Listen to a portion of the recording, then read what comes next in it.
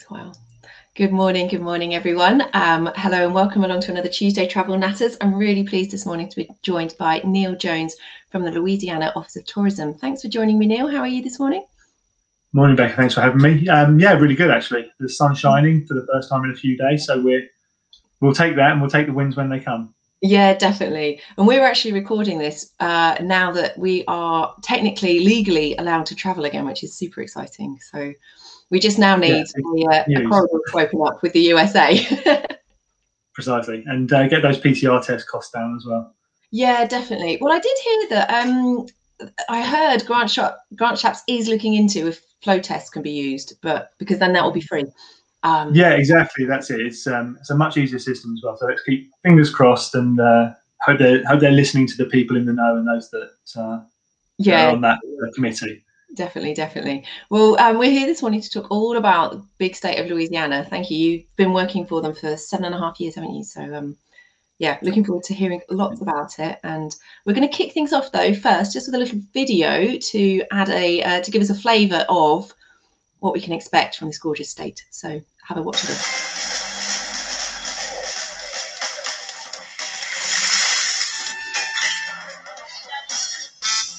Hey y'all, I'm Amanda Shaw. We all know Louisiana is as fun as all get out. So get out, take a road trip, and explore everything Louisiana has to offer. Fill her up and try a new restaurant that's as fun-loving as it is food-loving. Grab family and take off for monumental adventures at our 21 state parks.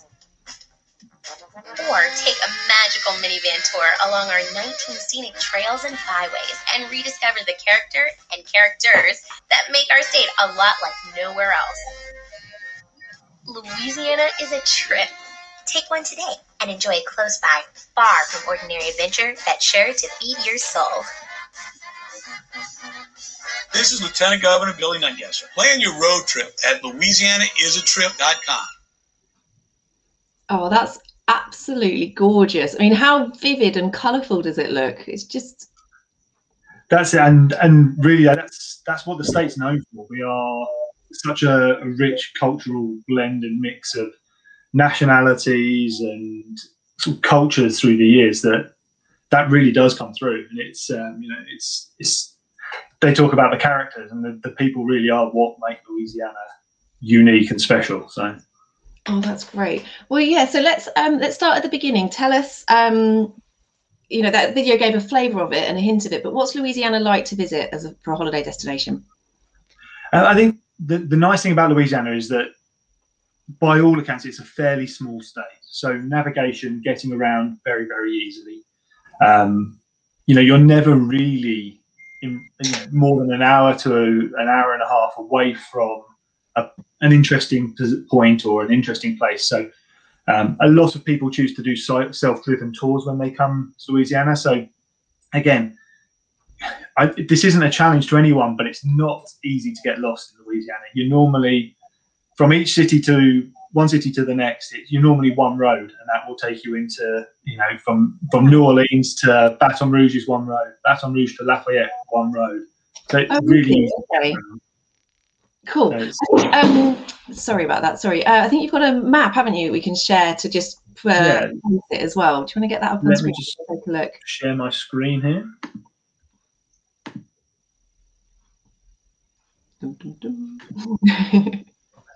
Testing my technology skills. Yeah, sorry. You are live and broadcasting. Failing as well. There we go. That's looking promising. There we go. Yeah. So on the map, the map here, to keep it in a kind of a point of reference as well, so it gives people an idea of where we are as a location. So we're obviously on the southern point of the United States of America, sort of southeasterly. Located, you see there, Kentucky, Tennessee, Alabama, Mississippi, and Louisiana. We form what is known as the Deep South USA, or the Deep South states. Okay. So Louisiana is that very nicely boot-shaped state there. And then to our west, you'll find Texas. Looking at it on the map there of the US, that's where you start to see really that we are quite a small state. And the 5 states, in fact, are all quite small and easily navigated. So We work together with the other 4 states because we know that we have common things. We'll talk more about those as we go through, but we work well together because probably music itself is the single biggest motivator for people coming into the region. And of course, Tennessee, Mississippi, Louisiana, Alabama, Kentucky, all synonymous for their sort of different taste of American music, whether it be country to bluegrass to jazz to rock and roll. This is kind of America's music center, really. Just saying the names, it makes it like they feel like they've just got so much soul and so much, just. I mean, soul is really what the whole region's about. It's that culture and it's that blend of cultures and nationalities that really does give the whole region a soul unlike any other. Oh, brilliant. Fantastic. Okay. So what are the highlights? What are the must-sees? So clicking through my slides again, just trying to make sure I get this technology thing working. Don't worry, thank you. Here is Oak Alley Plantation. Now, we'll come to the real sort of jewel in the crown a little bit later on, but which is New Orleans. But for me, anyone that comes into Louisiana, to really understand the history and the culture and what makes Louisiana, you have to visit the plantations. So you can do that as a day trip from any of the cities, really. So Baton Rouge, Lafayette, or New Orleans, you could do a day trip out to plantation country. Louisiana's river parishes has a number of houses that are open and they're living, breathing museums. So what you get is that snapshot of time of Louisiana when the plantations really were sort of feeding and providing produce to the entire US and in fact the world. So the one we're looking at here is Oak Alley Plantation, and this is the most photographed and most used photograph to demonstrate a plantation anywhere. It's I mean, a very powerful image, and it is exactly probably what people think of when they hear the word plantation. Yeah, definitely. To give an idea of some others, this is Homer's house, and I should mention each plantation really does tell its own part of the history and its own part of the story. So Oak Alley, for example, that we were looking at, that very much tells kind of the Civil War period of history through Louisiana and the river parishes. Homer's house is owned and lived in fact, by a very interesting gentleman who is an Irish American, owns this property, and Homer's house would have been, it's known as the Sugar Palace, and it's because this was a very opulent home, very ornate decorations, and it was a sugar plantation, but it's very much telling that story of the opulent life of the plantation owner.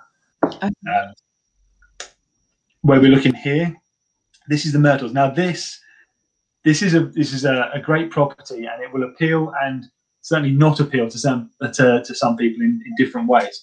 So the Myrtles Plantation is in a town called St. Francisville, but it is considered to be one of the most haunted properties in the entire United States of America. So, as I say, it's either going to appeal or really turn people off, I suppose, on that aspect. But it's in a beautiful, beautiful little town. And if you decide to stay there and do the ghost tour, you'll get some amazing and interesting stories as well. Yeah. And they have a fantastic restaurant, I will add. Oh, brilliant. Okay, good. Just got to ask about the plantations. How do they present their slave history? Are they upfront about it? Does it vary from plantation to plantation? What's the sort of? They are very open and upfront, and that's to their credit. That's a development that has come probably in the last, I would hazard to 10 years or so, right? Where not that they ever denied the history, because we all know that not so pleasant past of the plantations and how they came to be. Yeah. But really what they've started to do in the last 10 years and really has ramped up recently is that telling the story of the slaves and how they were brought over from their home countries, how they came to work in the plantations, how they became free people of color, And through that, a number of many of the slaves actually remained on the properties where they worked for a number of years. And then how that then feeds into the civil rights history and into the civil rights movement, which Louisiana has, in fact, this year just launched their own dedicated civil rights trail, which will link onto the National Civil Rights Trail of the United States. Oh, fabulous. Okay. So they are. It's Yeah. It's about, you know, owning and acknowledging your history. You can't deny it. So really, to talk about it and educate is the best way to avoid the mistakes of the past. Yeah, no, definitely. Oh, that's great to hear. Excellent. Okay. So how about sort of specific activities and things to do if you're traveling, say you're traveling with a young family? Oh, I mean, they are stunning. Yeah. Sorry. So I've skipped a bit quickly there, but no, it's fine. I mean, really, the plantations run from Baton Rouge down to New Orleans. So, you know, right, there are varying different styles and types of home to look at. Okay, cool. And so, sorry, if you're traveling with young families, what's sort of on the agenda? What would you expect to be doing? I mean, lots of outdoor activity. Really, Louisianans are all about being outdoors. So I'll skip on a couple of slides and you'll start to see that we have a number of state parks and national forests and things like that to really get out on the water and see nature, because the nature and the wildlife you'll see down here in Louisiana is going to be very different to what you'll see. Even up into Tennessee and into Kentucky, the wildlife you'll see and the geography of the region is going to be so different. So the nice thing that happens actually is children come into Louisiana and they're seeing all these animals, and they'll get to see the alligators and the birds and species up close and personal. They're learning this amazing ecology that is Louisiana, but they're having fun doing it. So they almost don't realise they're learning. Fabulous, because they get out into the water is, you know, it's a must do. This is one of my personal favourite experiences. You know, you can do the airboat rides, which will take you out onto the bayous and the waterways.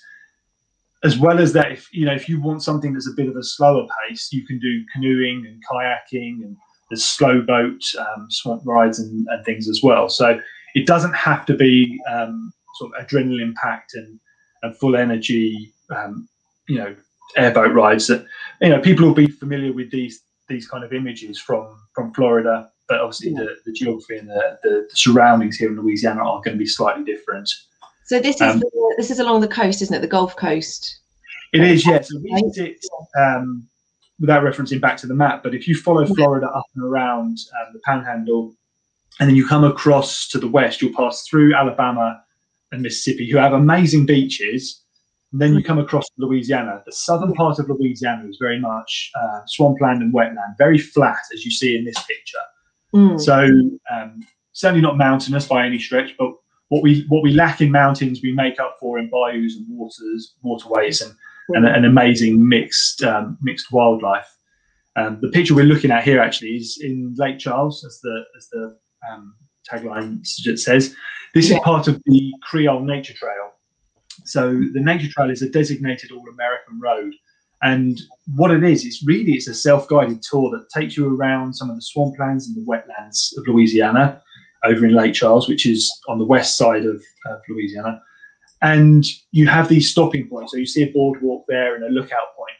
You can park your car up, you can walk up the boardwalk, and you'll look out and you'll see alligators, you'll see heron, you'll see all manner of species of bird and deer that are local to the area. And you know, you really do see the wildlife mixing. It's a really fun experience. And like I say, it makes it great for families as well. There's a couple of more family orientated experiences in New Orleans, which are uniquely Louisianan. Mardi Gras World, it's an experience not just for families, by any stretch of the imagination, but families do love it. So what you're looking at here, of course, Mardi Gras is something we are world famous for in Louisiana. Yeah. And you know, sometimes I speak to people and I ask them what they know about Louisiana, and if the answer comes back as I don't think I know anything, as soon as I say Mardi Gras, people's eyes light up and they have this recognition straight away. So if you don't happen to be able to travel during Mardi Gras, Yeah. and my honest opinion, for New Orleans, it's probably not the best time to be in New Orleans as a family. Right. For Mardi Gras, the actual festival. We have tons of festivals throughout the year, so you can get that experience without having to be there for Mardi Gras. But when is Mardi Gras? Is it always the same time of year? No, so it's led by when Easter falls. So Mardi Gras, literally translated from Cajun French to English, Mardi Gras is Fat Tuesday. Fat Tuesday being Pancake Day, so it's what marks the start of Lent. So depending upon when Easter falls, will determine when Mardi Gras falls. Yeah. Okay. But it's a very busy time in New Orleans. But that said, if families wanted to experience that, they could go to Lafayette, and there's something there called the Courrier de Mardi Gras, which is a Cajun Mardi Gras experience. Very traditional, very Cajun, very different to what you'll experience in New Orleans. And those that can't travel during Mardi Gras can go to Mardi Gras World, and like the two ladies in the picture here, they can climb on the floats, and they can see the floats being produced in all their colour and all their amazingness. Yeah. Oh, wonderful. But Mardi Gras itself, I don't think I'd necessarily want to take my daughter. It sounds like too much fun. Is it as wild and as crazy as I imagine it to be? It is busy. It is a crazy time to be in New Orleans. What I will say is it's not a true representation, probably, of the city of New Orleans, because what happens, we get 1 million plus extra people into the city. It's probably not as crazy and wild as some people imagine. Once you're in the French Quarter and the parties that people are having, sorry, I've got a visitor coming across my keyboard. Oh, brilliant! We said, what's the cat's name? His name's Humphrey. He's definitely a frustrated superstar because he only ever appears when I'm on a web call. He just wants to be seen. Exactly. So yeah, and then once you get out of the French Quarter and you get into some of the neighbourhoods, it's a very family, or it really is much more a family orientated experience. Especially once you get out to the neighbouring towns and cities, it is all about the family. Brilliant. Okay. So visiting New Orleans as a destination, aside from Mardi Gras, what's it like? I mean, for starters, it's a walking city. The best way to see New Orleans is on foot. That said, if people don't want to walk around or don't have the mobility to be able to walk around easily all day, we have an amazing streetcar system, which is what you're seeing here. So again, this is something we are really famous for in New Orleans. It's starters, we call them streetcars, where everyone else seems to call them cable cars or any variation other. What you're looking at is Canal Street, which is one of the main lines that runs along the French Quarter. This is how the locals get around. So it's a really easy public transport system, really cheap as well. So first and foremost, it's a walking, or certainly not a driving city. It's a very small city as well. I mean, by population and by size. So to get around and see the city, you start to feel very familiar really quickly. So what I often suggest to people is to do something like a walking tour on the day you arrive into New Orleans. We do amazing walking tours that focus in on the history. Personally, one of my favourites is the walking cocktail tour. Yes. Again, straight away it appeals to most people. Yeah. The cocktail was actually invented in New Orleans, so that's a great link in anyway, if ever there was. Yeah, so definitely. What you do, you can do a walking history tour. So you walk in the French Quarter. You'll stop off at some of the oldest and most historic bars in America, and you'll learn the history of New Orleans. But you'll also learn the history of the cocktail, and some of these cocktails, like the Pim's Cup and French 75, and really famous cocktails, and you start to learn how they were invented and how they came to be. Oh, fabulous! That's brilliant. Just to, give you an idea of some of the architecture. Really simply, and most people will focus in on the French Quarter, certainly on their first visit to New Orleans, because that's where Bourbon Street is. That's the name that everyone knows. But really, if you want to adventure out and meet the locals and see the city as it truly is, you get out to the Garden District and the Arts District, and this is where you start to see the amazing homes of Louisiana, of New Orleans. And this is very, you know, typical of what you will see. Yeah. Oh, sorry, I've lost my 2 seconds. I'm really trying to be clever. You're doing very well, thank you. That is absolutely beautiful, so intricate. They're all of the homes are totally uniquely decorated as well. What I will say is that they have like a committee really that kind of tell people the color tones and palettes and things like that they should steer towards when they're in the French Quarter. Right. Once you're out of the French Quarter, your home is your own and you can decorate it as you wish. So this might be one of the more subdued houses that you would see in actual fact. It's you get some really bright and colourful homes. Nice, oh, that's gorgeous. Talking about the cocktails as well, actually, the Sazerac is probably one of the most famous, most drunk alcoholic beverages in New Orleans. So we now have the Sazerac House, which is a museum dedicated to the Sazerac, and they talk about the history of it and how it relates again to New Orleans and Louisiana. I've certainly probably enjoyed my share and some other people's share of Sazerac over the years as well. What is Sazerac? What's it like? I haven't tried it. It's a very strong. It's a sipping drink. It depends on how it's made in any particular place.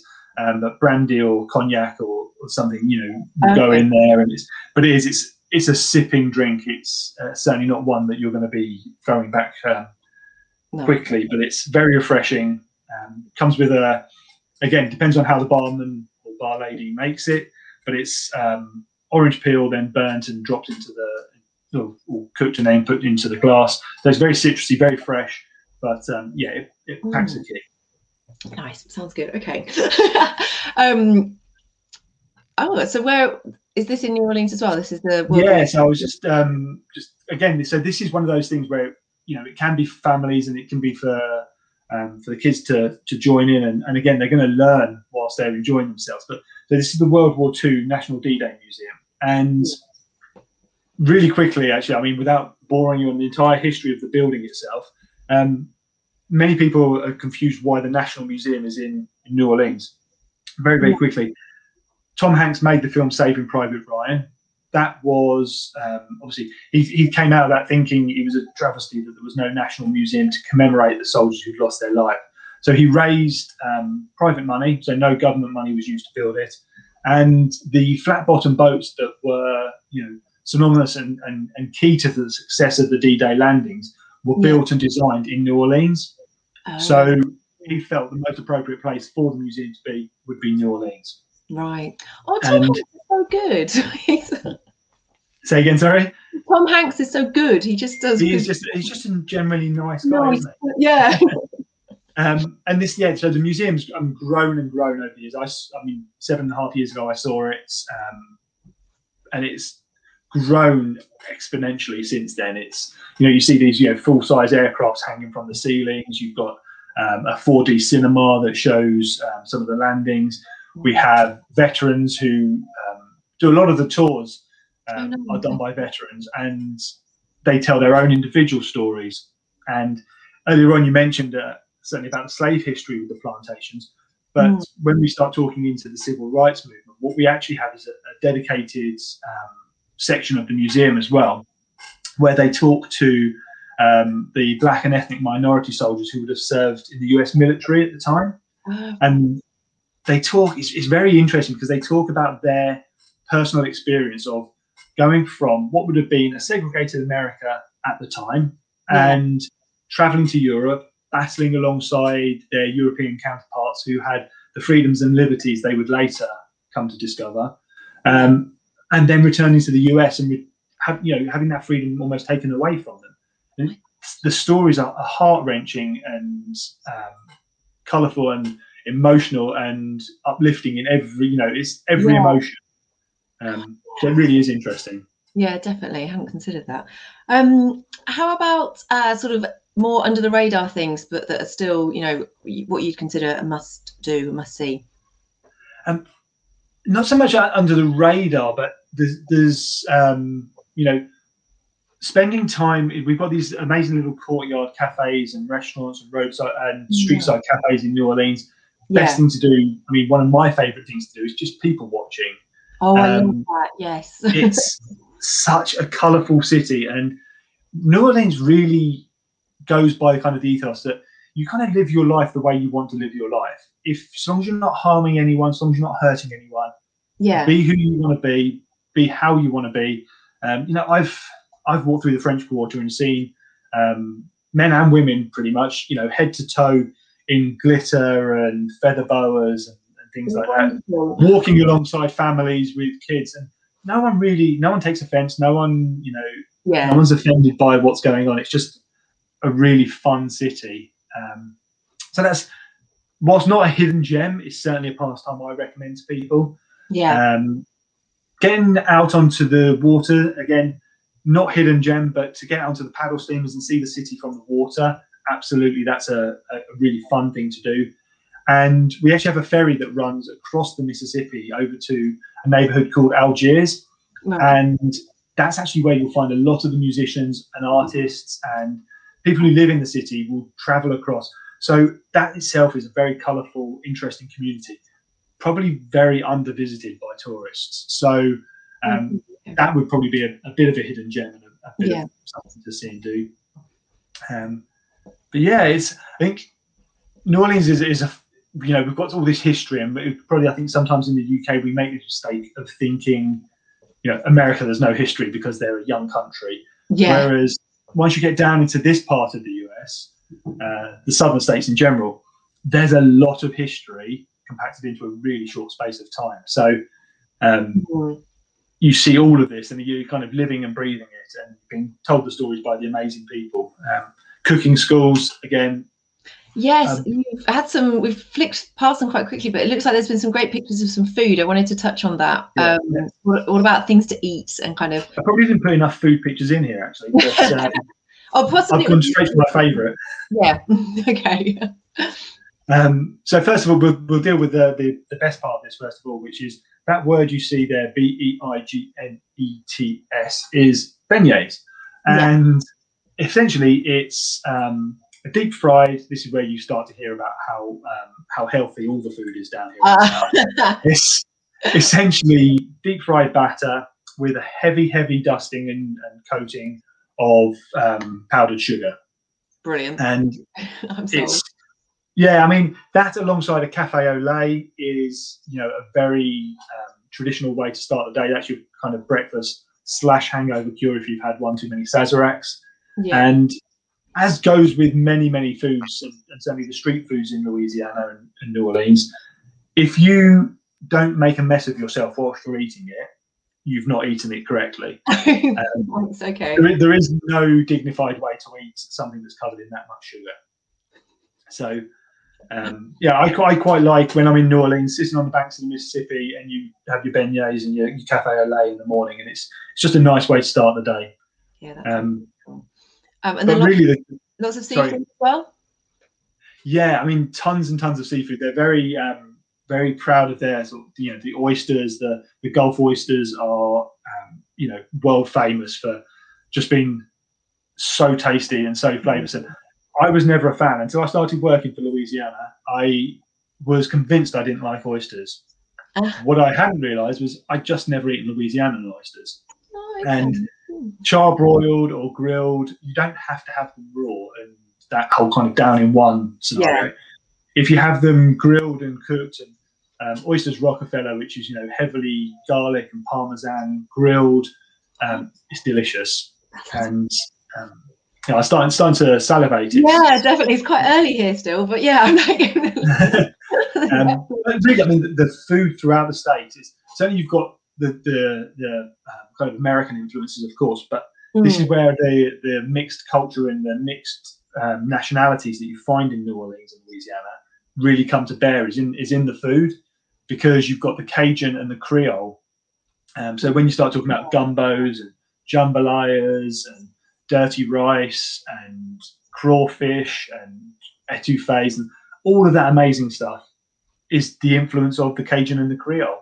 So flavoursome, fresh, Really is kind of that. Louisianans were doing farm to table before farm to table was even a thing, I guess. Is probably the best way to summarize that. Yeah, no, super nice. We are rapidly running out of time, but we should just touch on before we do finish. So if you are to visit for a holiday, would you fly into New Orleans and then base yourself there, or do you sort of try and twin center it? How best does it work to sort of see the best? Yeah, so I stopped sharing my screen, so we stop salivating over these. Yeah. And then I'll come back to us, hopefully. Yeah, we're here. Okay. Yeah, so getting to Louisiana, or getting to the south in general, we've got direct flights into New Orleans. They are with British Airways from London Heathrow. Yeah. Currently scheduled as 4 days a week. Of course, coming out of COVID and things like that, we'll know more about what the schedule will look like. Yeah. But we are really fortunate in coming into the region. You've got New Orleans and Nashville both have direct flights with British Airways. You head to the east and you've got Atlanta, which has got amazing carriage with multiple airlines direct from the UK. Slightly to the west, you've then got Texas, and you've got Dallas, Fort Worth, you've got Austin, and you've got Houston. Oh, fine. Okay, so you've got options. Really, there's an abundance of options with whomever your favourite flight carrier is. Yeah, definitely. Whoever it may be. And it's a road trip area, so it lends itself to that anyway. Nice. Okay, so what, a few nights in New Orleans, a few nights further afield? Yeah, I think for anyone who's not been into New Orleans before, minimum 4 nights really to experience it and to do it at a nice pace.